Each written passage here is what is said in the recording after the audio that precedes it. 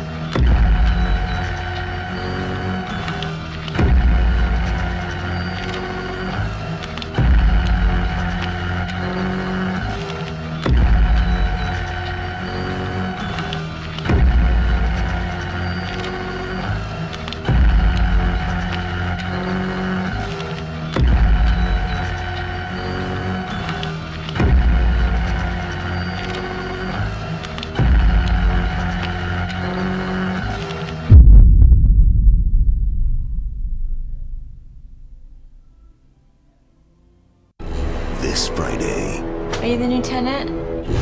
writer and director Rob Zombie resurrects an ancient evil. The curse, the Lords of Salem, possessing the souls of the Salem women. From the producers of Paranormal Activity and Insidious, fear their return.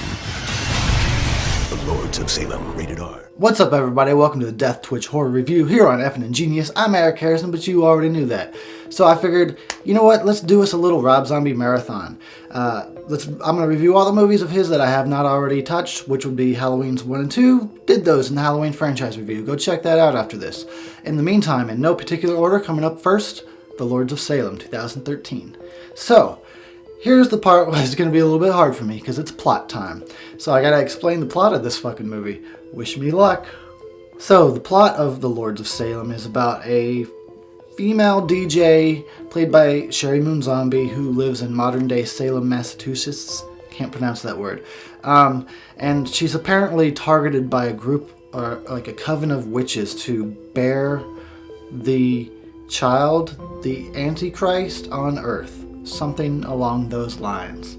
So I never really had a big interest in seeing this movie. When it came out, I was just like, well, at least he did something original, you know, original idea. It's not a remake. But I wasn't running out to the theater to see The Lords of Salem. In fact, I heard a lot of negative reviews about it. People were pretty disappointed. I watched it this time because I decided, let's do the Rob Zombie marathon. Let's review all his movies. So I gotta watch The Lords of Salem, I guess. I've seen all the others. And I just watched it, just got done watching it, and I must say, I enjoyed The Lords of Salem. I gotta say, I feel like as a filmmaker, Rob Zombie really kind of showed this time that he's capable of growing and doing more than, you know, trying to repeat the Texas Chainsaw Massacre over and over again. Which, as much as I may or may not dislike his other films, I do feel like that's what he was always trying to do, is capture like the kind of the insanity and the vibe of the Texas Chainsaw Massacre and the whole scary South, you know, subject matter into his movies. But this time around, I don't really get that. It's more like, if I could compare this movie to anything, it would be like The Shining.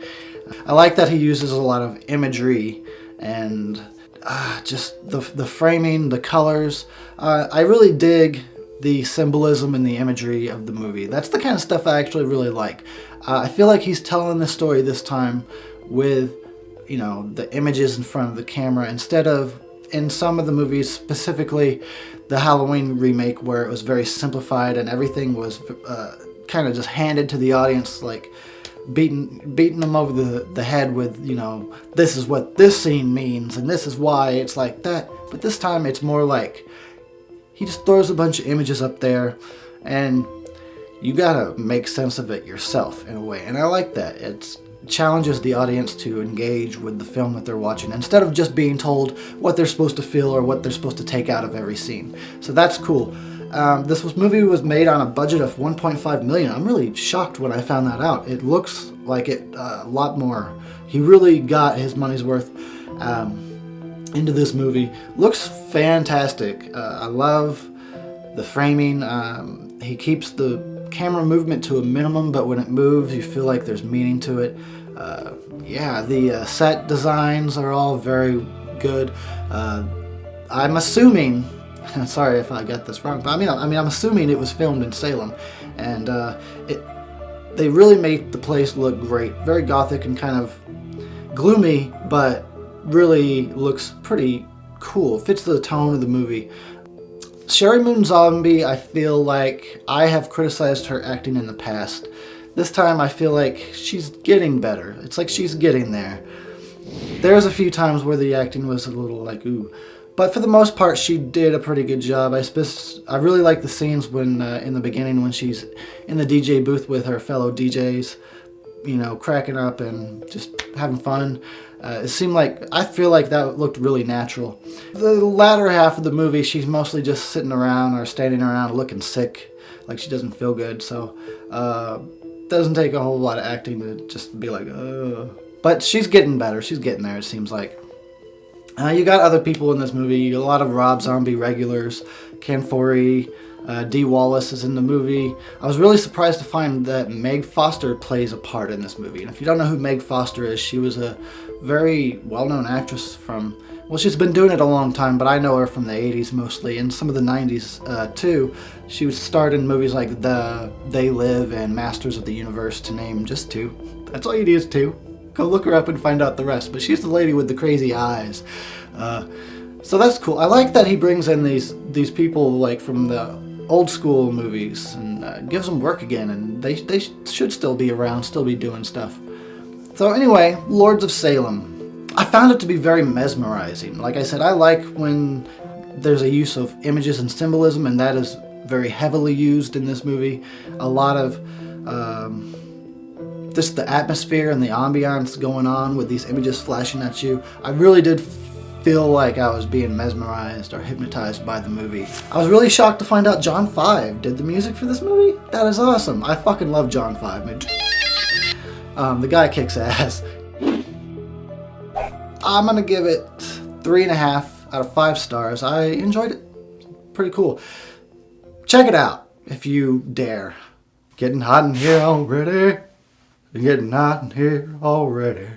Getting hot. Getting hot. Getting hot in here already. Hot in here already. Available on iTunes by Eric Harrison.